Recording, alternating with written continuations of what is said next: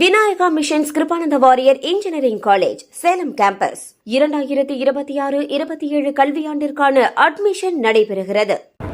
மாநில நிர்வாகிகள் மாவட்ட நிர்வாகிகளை சந்திச்சுட்டு போறாங்க. கோயிலுக்கு போறோம். அரவிந்த் மேனன்ஜி நானும் சட்டசபை தேர்தலுக்கு அப்புறம் பாஜகவுடைய வளர்ச்சிக்கு ஏற்கனவே இந்த தொய்வு கொஞ்சம் இப்போ எப்படி அதை சரி செய்யறதுக்கு என்ன மாதிரி நடவடிக்கை? நீங்க தவறா சொல்றீங்க. பாரதிய ஜனதா கட்சியை பொறுத்தமட்டில் எந்த சரிவும் இல்லை, எந்த தொய்வும் கிடையாது. பாரதிய ஜனதா கட்சி ஆல் இண்டியா பார்ட்டி, இது இன்னைக்கு நேற்று ஆரம்பிக்கப்பட்ட கட்சி கிடையாது. யாருடைய வருகை மிக நல்லதாக செஞ்சால் கூட, யார் இந்த இயக்கத்தை விட்டு போனாலும் எந்த காலத்திலும் எந்த தொய்வும் கிடையாது. எதை வச்சு நீங்கள் தொய்வுன்னு சொல்கிறீங்க? இப்போ அண்ணாமலை வரவால அதிகபட்சம் இங்கே காஞ்சிபுரத்தை பொறுத்தவரை பல்வேறு நிர்வாகிகள் அதில் இணைஞ்சிருக்காங்க. இது போல பல மாவட்டங்களில் இருக்கும்போது ஏற்கனவே இந்த நிர்வாகிகளை சரி கட்டவும் எந்த விதமான நடவடிக்கை இல்லை. அப்படி இருக்கும்போது இது சரியில்லை சார். அதாவது முன்னாள் 2024 முன்னால் 2019 பாராளுமன்ற தேர்தலில் பாரதிய ஜனதா கட்சி வாங்கின ஓட்டு 19%. அன்னைக்கு மறுமலர்ச்சி திராவிட முன்னேற்ற கழகம், பாரதிய ஜனதா கட்சி ஆனால் பொன்னார் மாநில தலைவராக இருக்கும்போது அந்த பார்லிமெண்ட் தேர்தலில் 19% வாங்கியிருக்காங்க.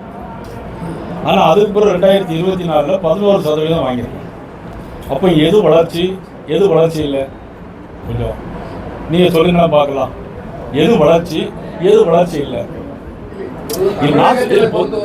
நான் இல்லை, நீங்கள் சொல்றது நான் கேட்குற கேள்வி.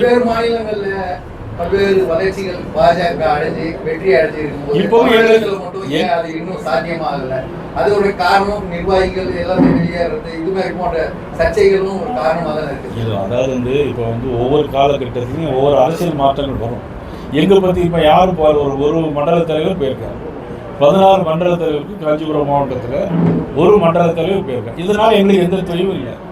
ஒருத்தர் போறதுனால அந்த பாரதிய கட்சி இந்த மாவட்டத்தில் ஒன்றும் இழந்து போயிடாது. மாவட்ட தலைவர் இருக்காரு, எல்லாருமே உங்கள் முன்னாடி பார்த்தா எல்லாருமே இருக்கிறாங்க. இதில் எந்த விதமான குறைபாடும் இது இல்லை.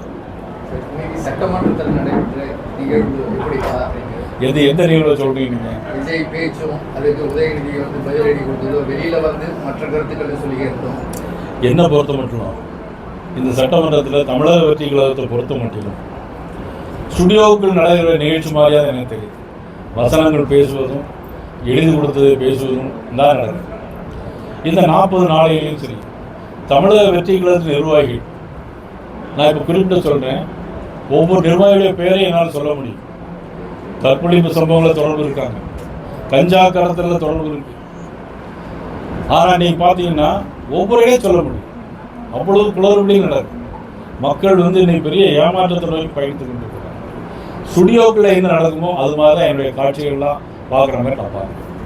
Vinayaka Missions Kirupananda Variyar engineering college Salem campus 2026-27 கல்வியாண்டிற்கான அட்மிஷன் நடைபெறுகிறது.